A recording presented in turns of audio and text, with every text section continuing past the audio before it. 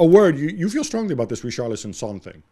I just don't understand why Heung-min Son is a super sub. Heung-min Son's been bad for most of the season. So is Richarlison. Richarlison never scored a goal in the Premier League this season. He scored 2 goals against Marseille in the Champions League, and I don't think he scored. I might be wrong. Correct me if I'm wrong. I don't think he scored in the Premier League for Spurs this season. So what? Okay, he fights and he's feisty and he loves the shirt and okay, he does a lot of pressing. Maybe I'm not even sure that's efficient. Well, also Son does that too. To be fair, even when Son is bad, I just don't he does understand. That. So now, and you end up with Kulusevski and Kane as the only 2 creative players really in that team. It's not Højbjerg, it's not your wing backs, especially when Perisic is not playing. It's not Skippy. So that's true. I just don't get it. I know it works, and I suspect they will keep the same team again next weekend. But I just think it's a bit harsh on Son. And you know what? I was when the players arrived an hour and a half before kickoff, they have to walk in the stadium to go into the dressing room, the tunnel.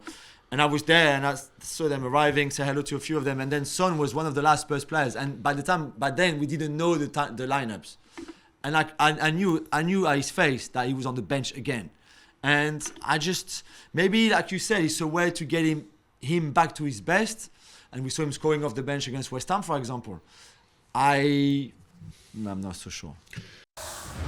Thanks so much for watching ESPN on YouTube. And for more sports highlights and analysis, be sure to download the ESPN app. And for premium content and live streaming, subscribe to ESPN Plus.